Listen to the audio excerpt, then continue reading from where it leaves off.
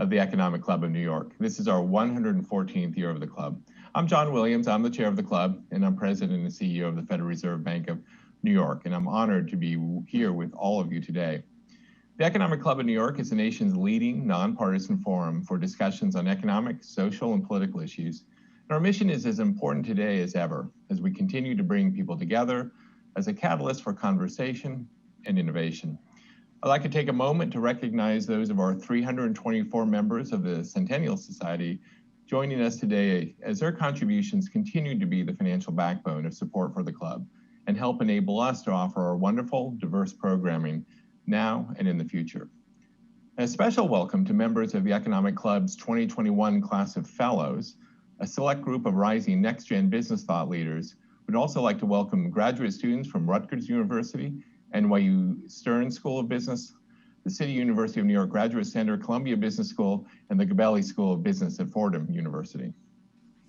Now, it's a great pleasure to welcome back my colleague and esteemed guest of honor today, Jay Powell, a chair of the Federal Reserve System. He took office as chair of the Board of Governors of the Federal Reserve System on February 5th, 2018, and also serves as chair of the Federal Open Market Committee, the Fed's monetary policy making body. Now, Jay served as a member of the Board of Governors since taking office on May 25th, 2012.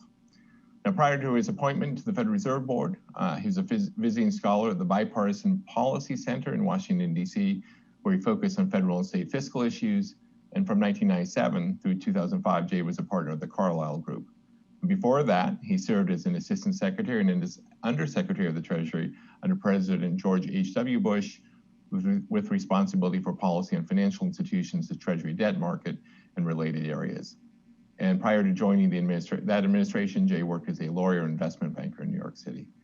Now, in addition to his service on corporate boards, Jay served on the boards of charitable and educational institutions, including the Bentheim Center for Finance at Princeton University, the Nature Conservancy of Washington, D.C. and Maryland, and he's received his undergraduate degree in politics from Princeton University and earned his law degree from Georgetown University, where he was editor-in-chief of the Georgetown Law Journal.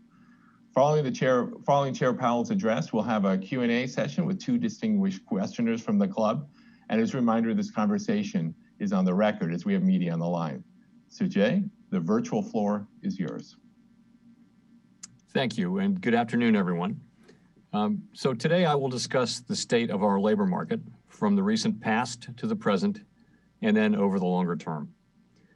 A strong labor market that is sustained for an extended period can deliver substantial economic and social benefits, including higher employment and income levels, improved and expanded job opportunities, narrower economic disparities, and healing of the entrenched damage inflicted by past recessions on individuals' economic and personal well-being. At present, we are a long way from such a labor market. Fully realizing the benefits of a strong labor market will take continued support from both near-term policy and longer-run investments so that all those seeking jobs have the skills and opportunities that will enable them to contribute to and share in the benefits of prosperity. We need only look to February of last year to see how beneficial a strong labor market can be. The overall unemployment rate was 3.5%, the lowest in a half century. The unemployment rate for African Americans also reached historical lows. Prime-age labor force participation was the highest in over a decade, and a high proportion of households saw jobs as plentiful. Overall wage growth was moderate, but wages were rising more rapidly for earners on the lower end of the scale. These encouraging statistics were reaffirmed and given voice by those we met and conferred with, including the community labor and business leaders, retirees, students, and others we met with during the 14 Fed Listens events we conducted in 2019. Many of these gains had emerged only in the later years of the expansion. The labor force participation rate, for example, had been steadily declining from 2008 to 2015, even as the recovery from the global financial crisis unfolded.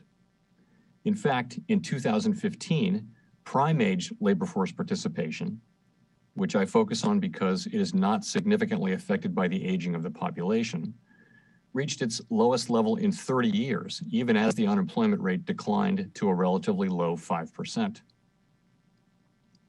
Also concerning was that much of the decline in participation up to that point had been concentrated in the population without a college degree.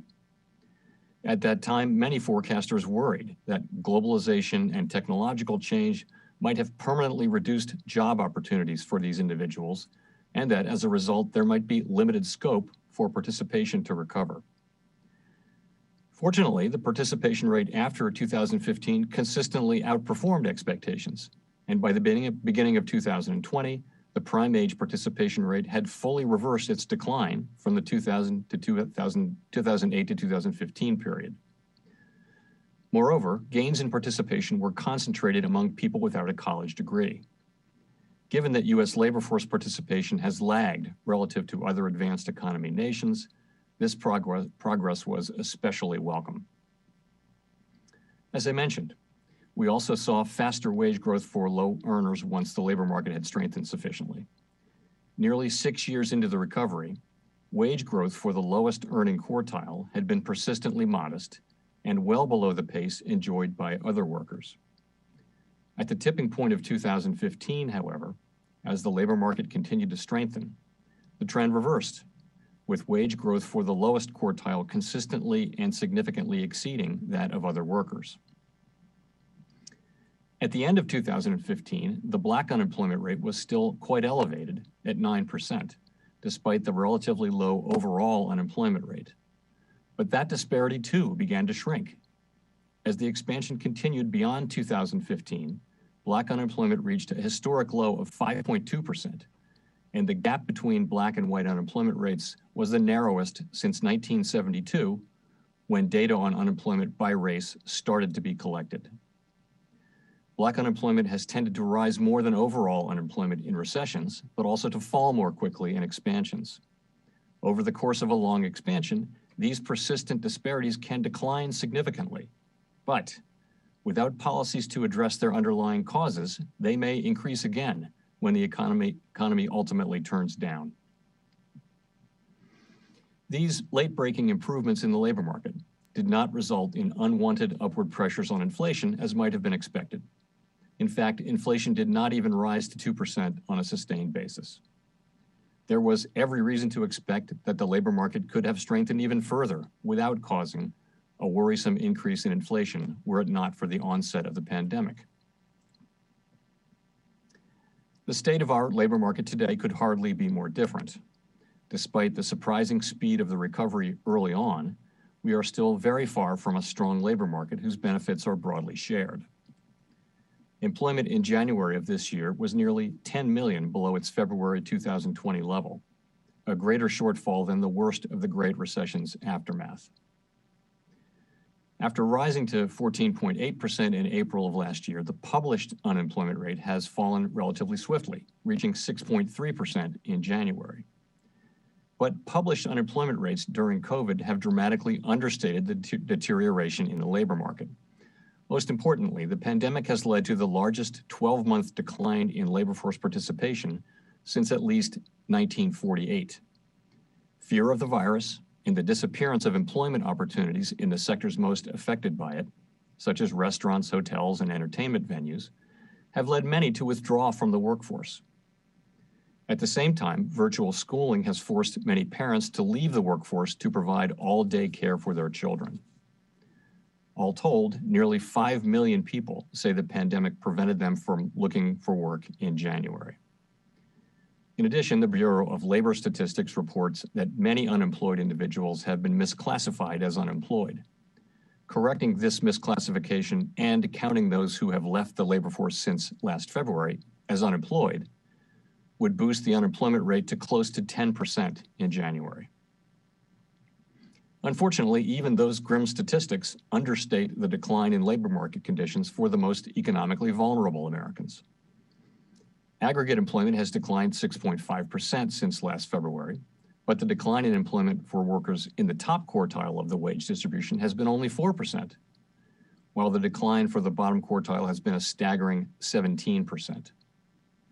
Moreover, employment for these workers has changed little in recent months, while employment for the higher wage groups has continued to improve. Similarly, the unemployment rate for Blacks and Hispanics have risen significantly more than for whites since February 2020. As a result, economic disparities that were already too wide have widened further. In the past few months, improvement in labor market conditions stalled as the rate of infections sharply increased. In particular, jobs in the leisure and hospitality sector dropped over 500,000 in December and a further 61,000 in January. The recovery continues to depend on controlling the spread of the virus, which will require mass vaccinations in addition to continued vigilance in social distancing and mask wearing in the meantime. Since the onset of the pandemic, we've been concerned about its longer run effects on the labor market. Extended periods of unemployment can inflict persistent damage on lives and livelihoods, while also eroding the productive capacity of the economy. And we know from the previous expansion that it can take many years to reverse the damage. At the start of the pandemic, the increase in unemployment was almost entirely due to temporary job losses. Temporarily laid off workers tend to return to work much more quickly on average than those whose ties to their former employers are permanently severed. But as some sectors of the economy have continued to struggle, permanent job loss has increased. So too has long-term unemployment. Still, as of January, the level of permanent job loss as a fraction of the labor force was considerably smaller than during the Great Recession. Research shows that the Paycheck Protection Program has played an important role in limiting permanent layoffs and preserving small businesses. The renewal of this program this year, in the face of another surge in COVID-related job cuts, is an encouraging development. Of course, in a healthy market-based economy, perpetual churn will always render some jobs obsolete as they are replaced by new employment opportunities. Over time, workers and capital move from firm to firm and from sector to sector. It is likely that the pandemic has both increased the need for such movements and brought forward some movement that would have occurred eventually. So how do we get from where we are today back to a strong labor market that benefits all Americans and that starts to heal the damage already done? And what can we do to sustain those benefits over time? Experience tells us that getting to and staying at full employment will not be easy. In the near term, policies that bring the pandemic to an end as soon as possible are paramount. In addition, workers and households who struggle to find their place in the post-pandemic economy are likely to need continued support. The same is true for many small businesses that are likely to prosper again once the pandemic is behind us. Also important is a patiently accommodative monetary policy stance that embraces the lessons of the past about the labor market in particular and the economy more generally. I described several of those important lessons as well as our new policy framework at the Jackson Hole Conference last year. I've already mentioned the broad-based benefits that a strong labor market can deliver and noted that many of these benefits only arose toward the end of the previous expansion. I also noted that these benefits were achieved with low inflation. Indeed, inflation has been much lower and more stable over the past 3 decades than in earlier times. In addition, we have seen that the longer-run potential growth rate of the economy appears to be lower than it once was, in part because of population aging, and that the neutral rate of interest, with a rate consistent with the economy being at full employment with 2% inflation, is also much lower than before. A low neutral rate means that our policy rate will be constrained more often by the effective lower bound. That circumstance can lead to worse economic outcomes, particularly for the most economically vulnerable Americans.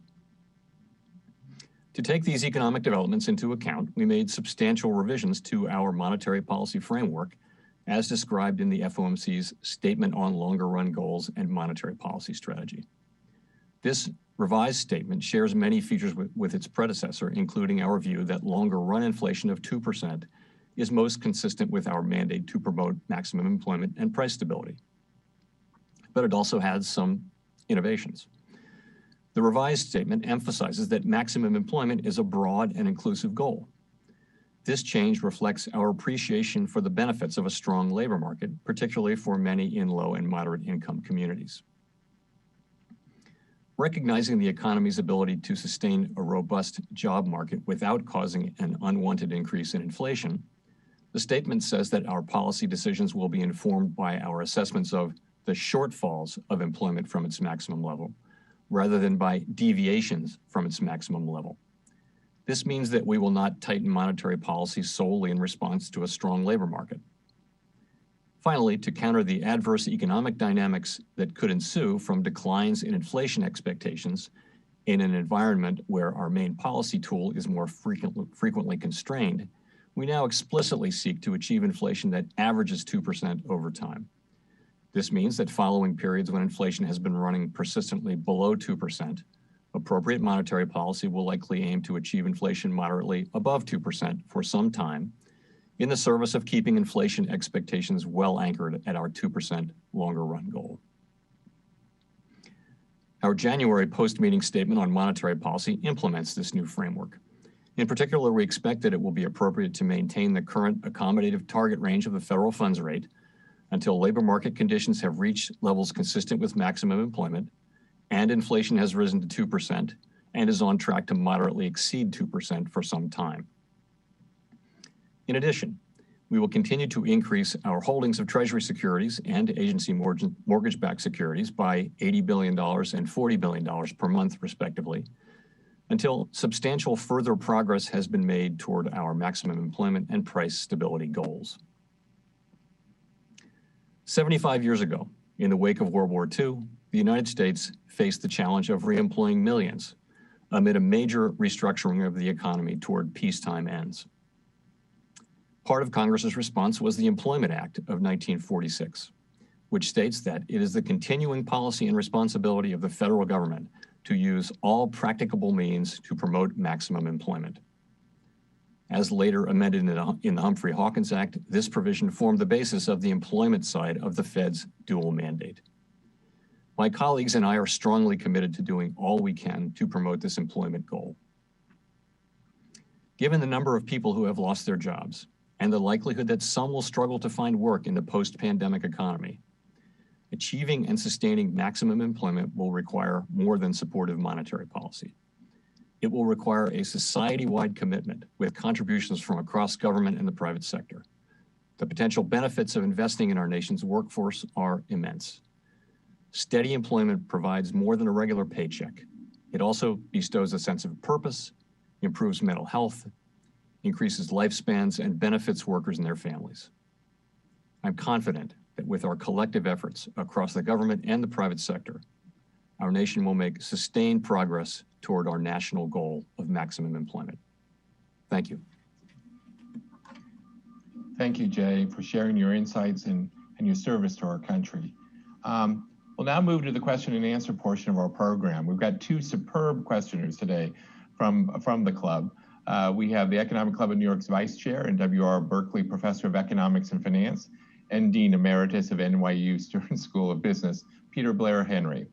And we have club board member and Robert M. Barron Professor of Economics at Harvard University, Greg Mankiw. So I'm going to turn over the floor to the three of you, and I think, Peter, you have the first question to kick it off. Thank you, President Williams, and thank you, Chairman Powell, for a broad and very insightful set of remarks that I think really framed very well for us the importance of both returning to and staying at full employment and its role in driving broad-based and inclusive prosperity. And you've also mentioned, of course, the importance of health in the return to full employment. So the question I'd like to ask you, Mr. Chairman, as you're well aware, the American Recovery Act is currently being debated fiercely inside and outside the halls of Congress. And one of the topics which has been under much discussion is the extent to which, given that we are now below full employment and we have an output gap, given the numbers that are being debated presently in the American Recovery Act and what the implications would be for the increase in GDP that we would see as a result of these fiscal measures, what do you and your colleagues see in terms of the size of the gap we currently have in the economy at present relative to the increase in GDP that would bring us closer to being at sort of the full employment level of output, given the numbers that are being thrown around? How much space is there? So, Peter, I guess I need to start by saying that the question of how much to spend and what to spend it on, that's really one for Congress and the administration. And there's a discussion going on right now about those precise questions, and that's appropriate. So, but not really appropriate for me or for the Fed really to try to get into that discussion. You know, we have very important goals, and Congress asks us to achieve those goals and gives us independence to do so. But the other side of that is we should kind of stick to our knitting a little bit. So I'm a little reluctant to get into what is clearly a very active debate. I will say a couple things. One, fiscal policy has been absolutely essential in this recovery. This was a very different kind of a downturn, which really, it wasn't that something was wrong with the internal workings of the economy. It just was this really natural disaster hit, and people's incomes in many cases were just extinguished really quickly. So it was about income replacement. It's also now about stimulation of aggregate demand, but it wasn't really about a demand shortfall or some kind of imbalance in the economy. So fiscal policy really came through with the CARES Act and then followed up. And I would just say it is the essential tool for this situation. And you know, we of course will continue to support this as far as for as long as is needed with our tools. I guess I will also say that that measures of potential output there's a wide range of estimates, and I think it's hard to really. I talked about this at Jackson Hole actually a couple of years ago. You want to be careful with relying too much on real-time estimates of potential output or the natural rate of unemployment, for that matter, or for that matter, the neutral rate of interest. My question is related.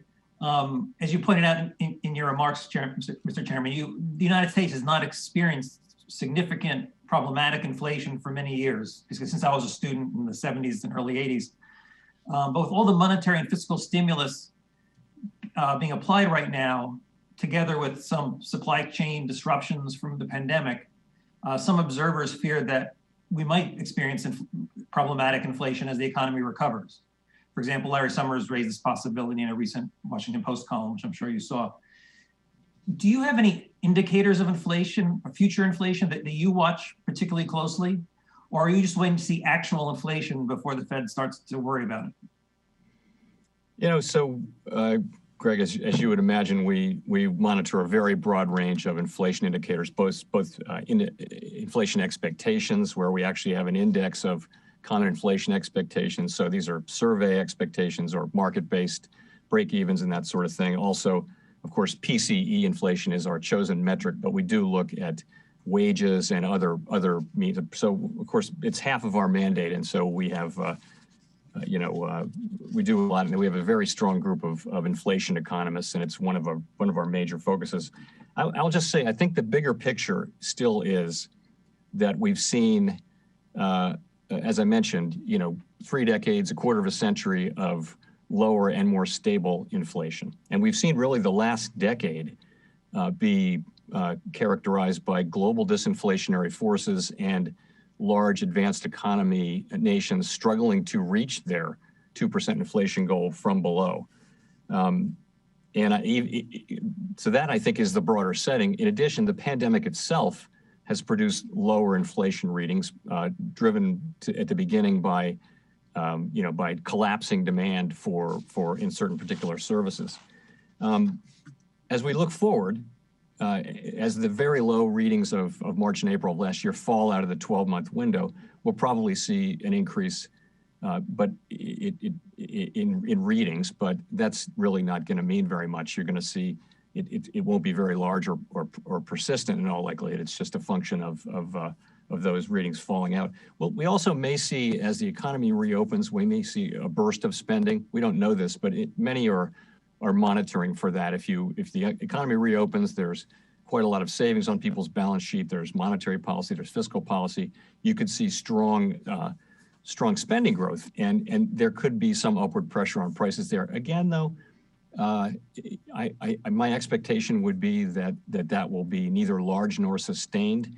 We have had inflation dynamics in our economy for, as I mentioned, 3 decades, which consist of a very flat Phillips curve, meaning a weak relationship between high resource utilization, low unemployment, and inflation, but also low persistence of inflation critically. If you go back to when you and I were in college, you had a steep Phillips curve, but you also had the situation where if inflation went up, it would stay up because expectations were not anchored. And so people would expect inflation, and that would make it go up, mean that it went up. So we have very low persistence and a very flat Phillips curve. Now, those things are not permanent. Nothing in the economy is really permanent. It will evolve over time. Inflation dynamics will evolve, but it's hard to make the case why they would evolve very suddenly in this current situation.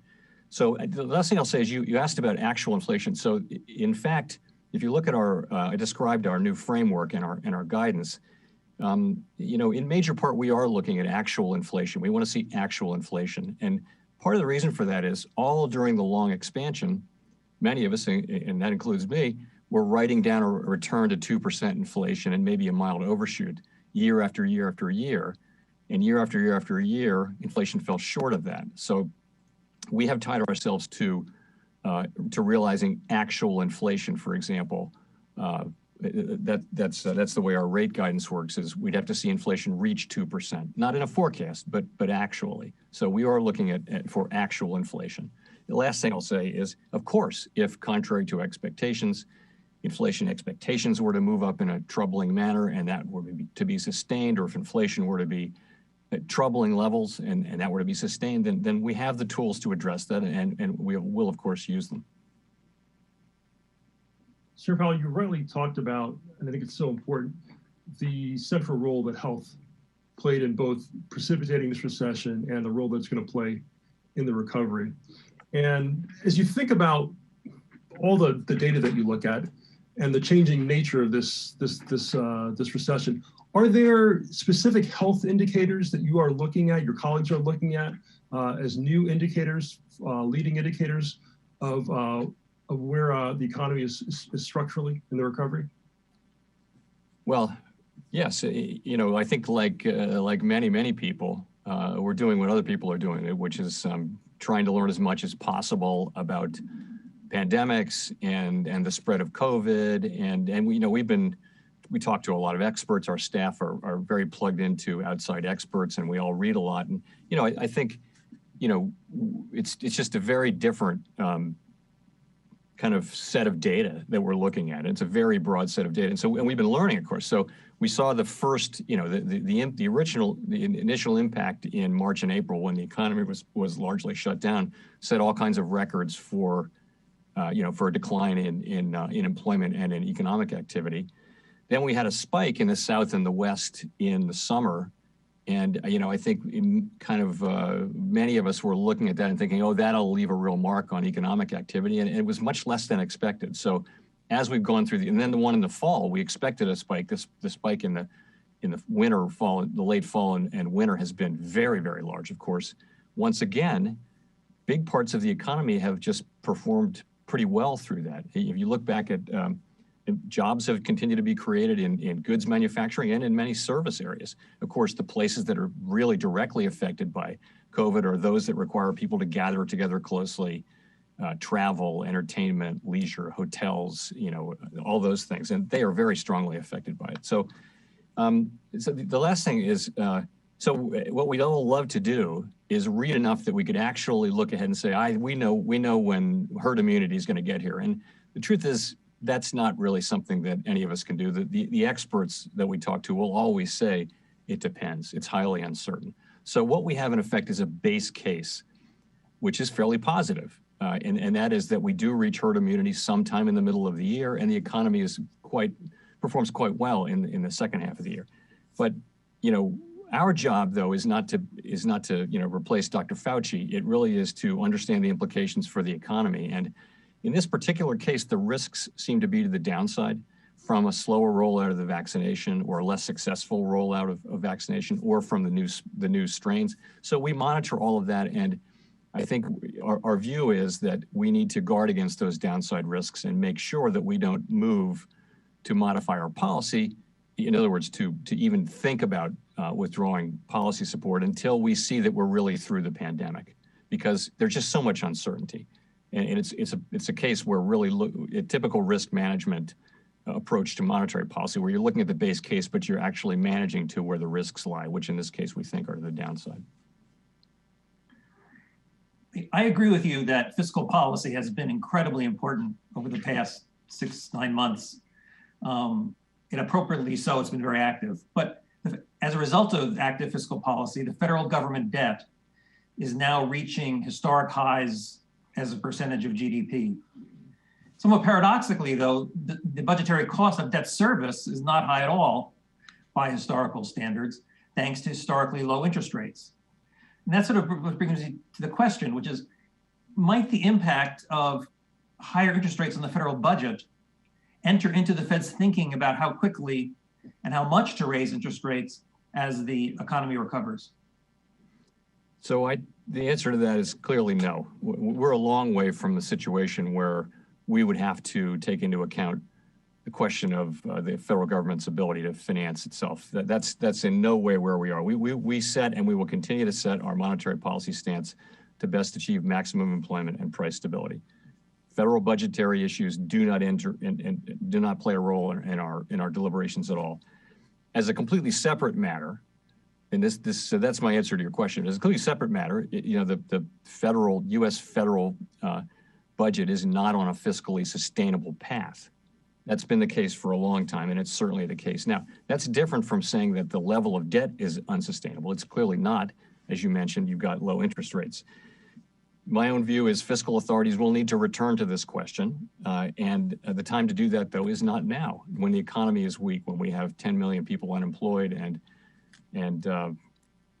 it's just not the right time to be focused on addressing those issues. That time is when the economy is strong, unemployment is low, taxes are rolling in. That time will come, but I would say it's not now. Chair Powell, one of the things that we've learned over the last decade is that the Fed has more tools at its disposal than the textbooks originally taught us. During the financial crisis, as interest rates approached zero, people thought that the Fed was going to be sort of out of ammunition, and clearly the Fed has shown that it's not out of ammunition.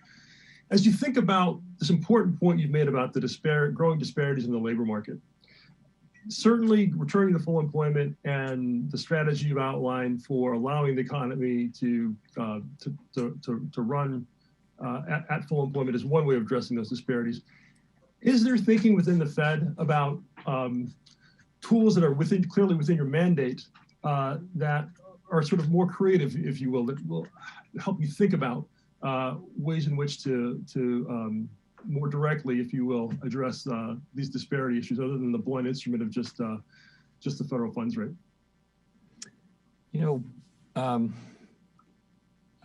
So we're an unusual organization because we have a very specific mandate and very powerful tools, important mandate, and we have this grant of independence, meaning that that under current law, our decisions can't be reversed, and we have long terms, and they're not synchronized with election cycles or anything like that. So, and that should be a rare in a healthy functioning democracy. That should be rare because most things should be subjected to to regular popular democracy, because of our unusual nature, of course, we work really hard to be transparent and find accountability and therefore democratic legitimacy. It's very important that we do that. But I think given our precious independence, which allows us to do things without regard to politics and without regard to political cycles, I think people generally understand that's a good thing, that's an institutional arrangement that has served the public well. But the other side of that is we do not seek to venture into what is effectively fiscal policy. When you're talking about targeting groups who are very needy, very worthy, and targeting them with resources, that's fiscal policy. That's what you're elected to do. Nobody elected us. And so I feel like it's very important that we stick to our assignment from Congress, maximum employment, price stability. Well, of course, we're also involved in bank regulation, the payment system, and other things. But I do think the tools you describe really are tools of fiscal policy specifically. And we do not seek them. I mean, I think we should stick with what we're doing and let the fiscal authorities do what they do. It's a very important point you made. I asked the question as a teacher because I think it's important for people to understand the distinction between what the Fed does and what other people might like the Fed to do. Very important. I agree, Peter. And since you brought up the issue of transparency, I'd love to ask a question about that. Now, transparency is obviously something that can have different degrees, and everybody's in favor of transparency. But some people take transparency to a very far extreme. I mean, the most extreme case I can think of is Ray Dalio's firm that literally has every conversation recorded and posted so everybody can see everybody talking to everybody else. I presume you wouldn't want that degree of transparency at the Fed. I've wondered, in talking to former Federal Reserve governors, whether the transparency rules have gone too far in some cases to make it hard for governors to have informal meetings among themselves. Do you think it's in some dimensions maybe we've gone too far in requiring transparency and therefore make it hard for the Fed to have private conversations? I guess I would say it this way. There are some aspects of the transparency scheme broadly that are if I had a blank sheet of paper, I wouldn't do them that way. And you mentioned government in the sunshine, and we can only have a certain number of governors, and so that's not great. And actually, we got a waiver of that during the acute phase of the crisis. We got a legal waiver in the first CARES Act. So, and that enabled us to not have to worry about that, but be able to talk. So I do think that is challenging. You know, if for the 6 governors to have lunch together, we have to just be super careful. And it's like, anyway, but I will say that by and large, I think the transparency, the move to far greater transparency really over the last almost 30 years now, high 20s, has really served the public well and is appropriate in our system of government. You know, we are so transparent now, and by the way, we keep finding new ways to be transparent, and I think it works. You know, we're very focused on my colleagues and I are on engaging with those who have oversight over us in our form of government, and that's the legislature in our form of government. In many others, it's the finance ministry, but here, that's who has oversight. So we're up there a lot. That's more transparency, more press conferences, more reports, and I think it generally has been a very successful program. That's not to say, though, as you point out, that there aren't a couple of things that I would, in the dark of night or otherwise, be willing to change. Chair Powell, I'd like to talk for a second about the global economy. Every central bank has its particular mandate and is, of course, focused on doing the best to fulfill that mandate for its domestic economy. But central banks are also in constant communication with one another to make sure that we're doing things in a way that doesn't undermine kind of global prosperity. Could you talk a bit about anything you can share with us about how you're thinking about global policy coordination at the moment, and maybe at a more personal level, how challenging is that at the moment, given that you're not seeing your colleagues in person? So I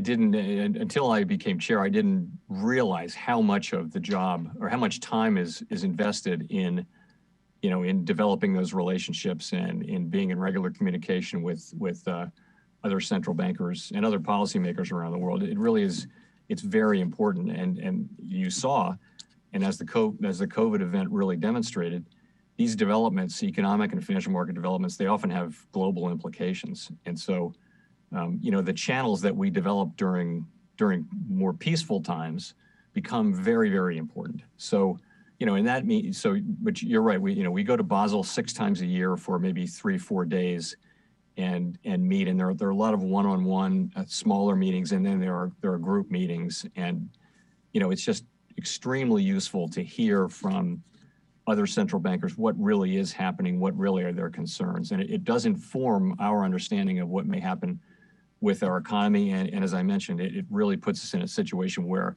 when things go wrong, we know each other and we can talk on the phone, which we did a lot. And so we're still having all those Basel calls and other calls, G7, G20 calls. They're all calls now. They're not meetings. And, because you sort of have a stored up amount of goodwill and knowledge of each other, and we're still doing that. And it's still effective, I would say. But yes, it's not the same. The difference is you can have the Basel meetings on the telephone, but you won't have the time having lunch and just seeing each other in the halls and that kind of thing for 3 days. So, It's a very important aspect, and I think the activities really do help us do our jobs better in serving the American public. After the Great Recession and the pandemic recession that we're just getting out of now, the Fed balance sheet is vastly different, much larger than it was, say, 15 years ago. Now, I know this is not the time to shrink it. You're not.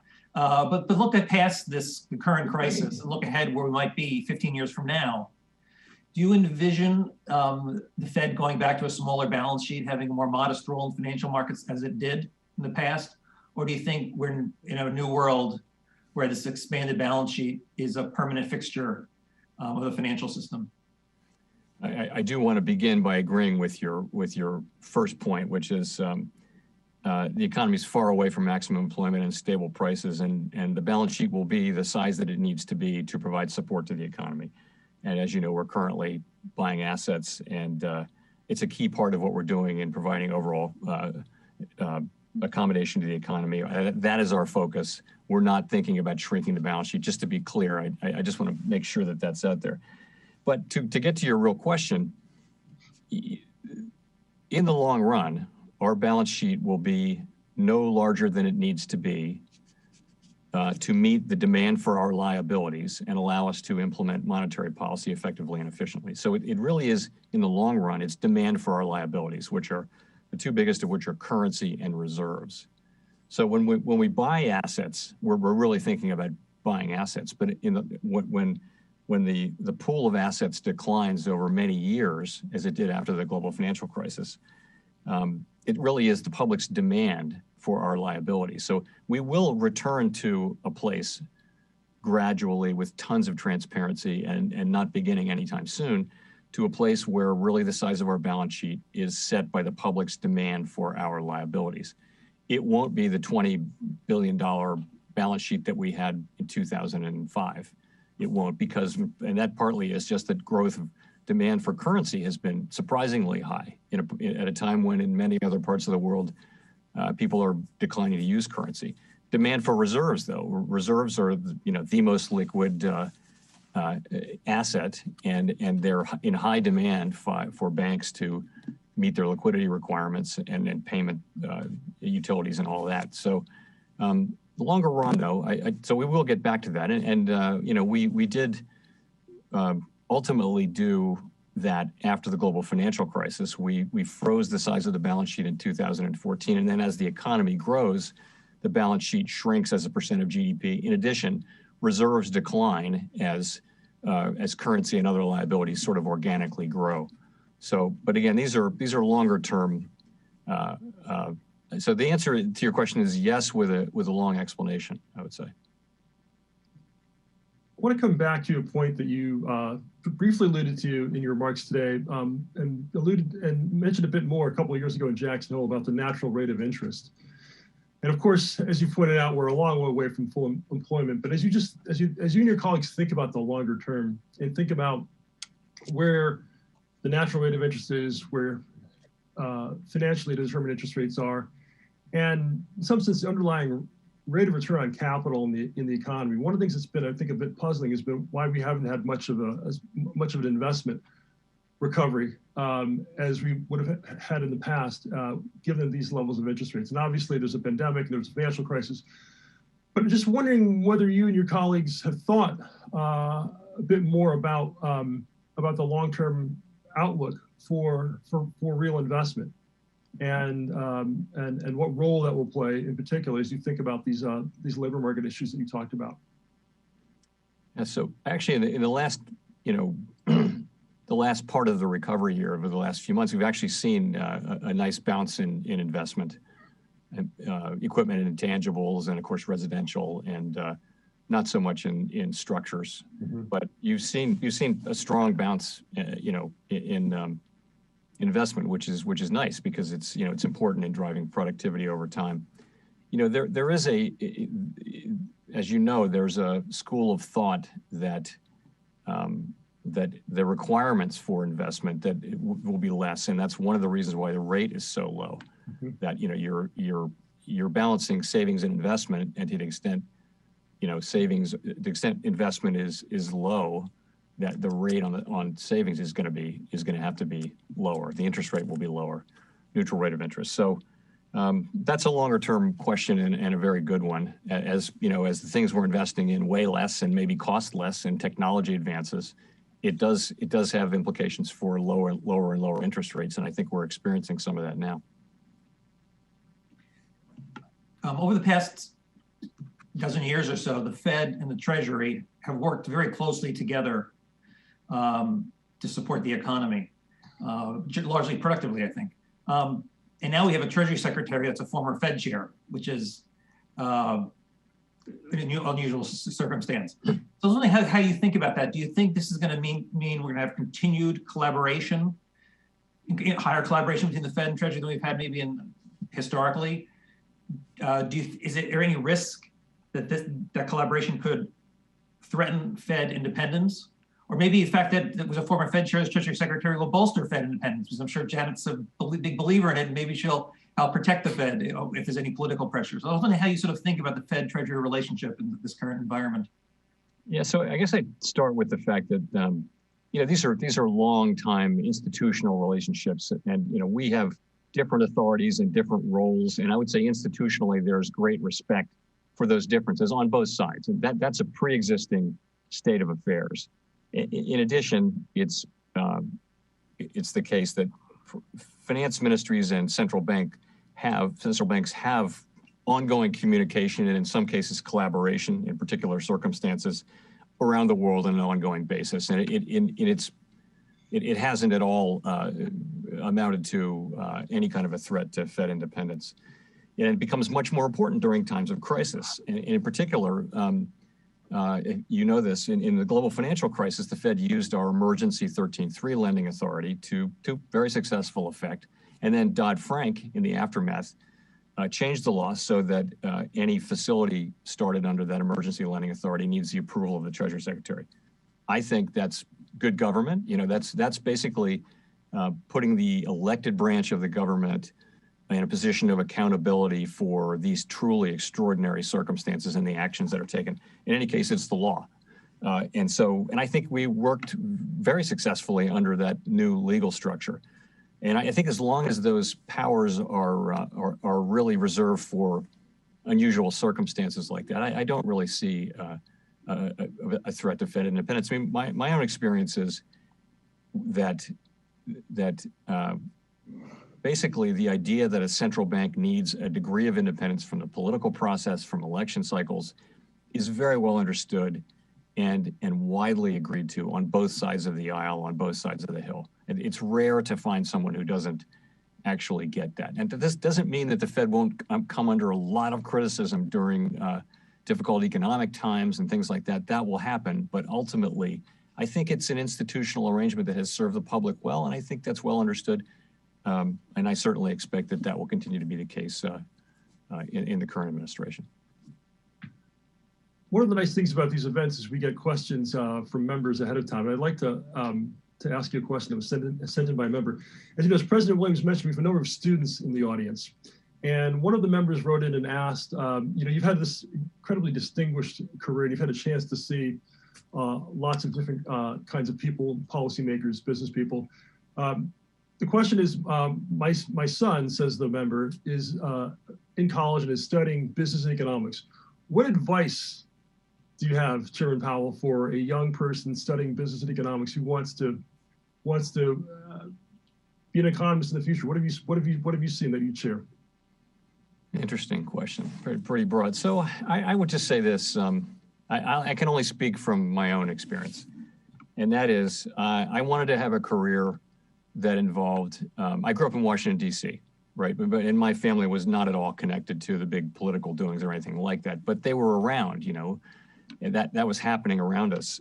And so I wanted to have a private sector, mostly private sector career, but I wanted to serve in the government and serve the public at different intervals in my and frankly, the two people that I thought of were George Shultz, who just passed away at age 100, and Cyrus Vance, who is another one he was a lawyer in New York. He was Secretary of State. So I thought that was a great career model. And by some amazing quirk, that's kind of what happened for me, And I would just say, that's a very unusual, the United States system is very unusual in that it welcomes people from the private sector openly to come in and serve and then go back to their lives.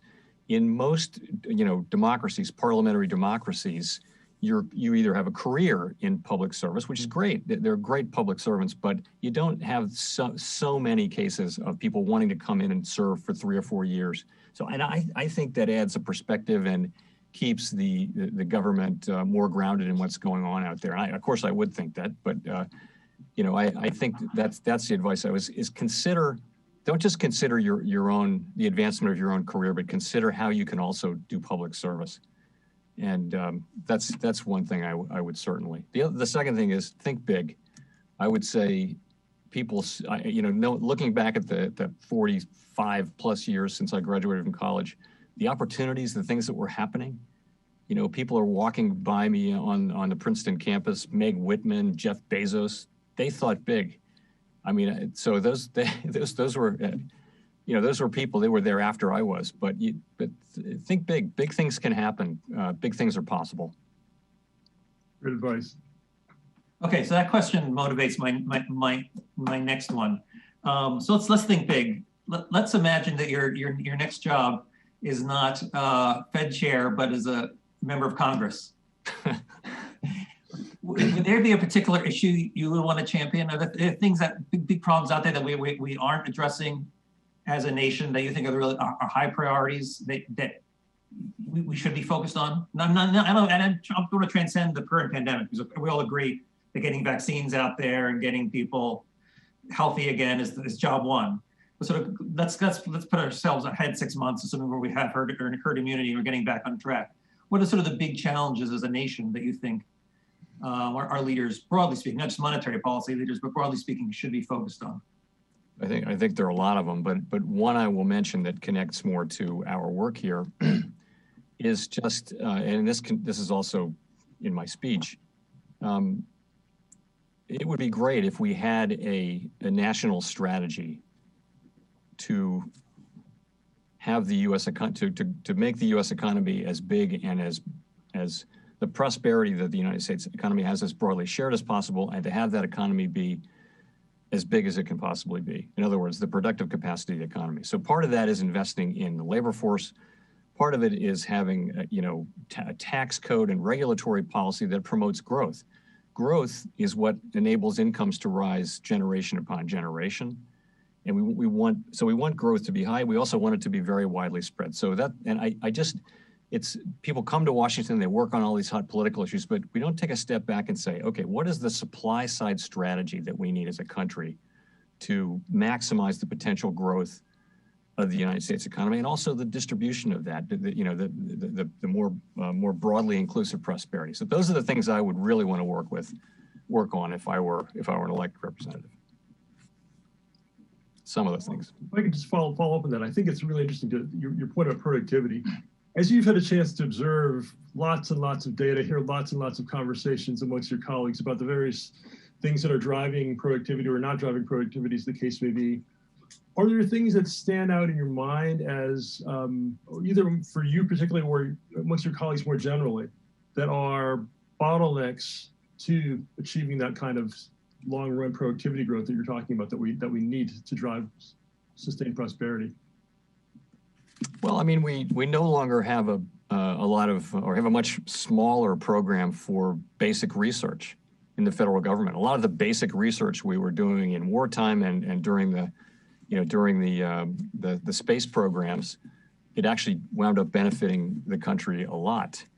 I am a believer in a fairly well-known model of which is the sort of skill-biased technological change model.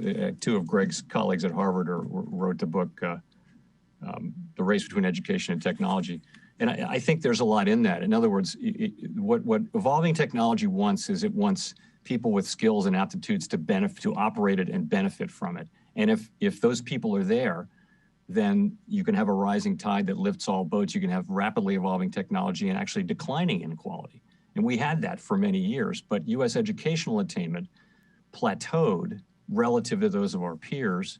And I think that explains lower growth explains lower productivity, also explains just maldistribution of income. So because you have people who really haven't had much in the way of real wage increases since I graduated from college 45 years ago. And you have others whose income, their place in the income spectrum at the high end has gone up by 500%. And I think that is one of the basic explanations, is that our educational system has not kept up with the needs of a technologically advancing economy. And if it does that, then you can have more prosperity and it can be more broadly shared. One last question before I turn it back over to John Williams. Is your job fun? Yes, it is. I love my job. And, it's a chance to do work that I think helps people. I have great colleagues, and and the subject matter is endlessly interesting and important. And I really do enjoy the work. Well, thank you, Chairman Powell. Thank you, Chairman. Thanks, John. Thanks, Greg. Thanks, Peter. Hey, well, thanks, Jay, both for the speech and a very insightful discussion on a wide range of issues. And I really liked the last question. But the other thing, and thanks, Peter and Greg. I love the fact that we get questions from the students. And I know, Greg, you've invited your students to watch this event. I think this has been like a great classroom to see, how Chair Powell, you view the economy, think about policy, think about the Fed independence, and so many other, really important topics. So again, thanks to every one of you for participating in today's event.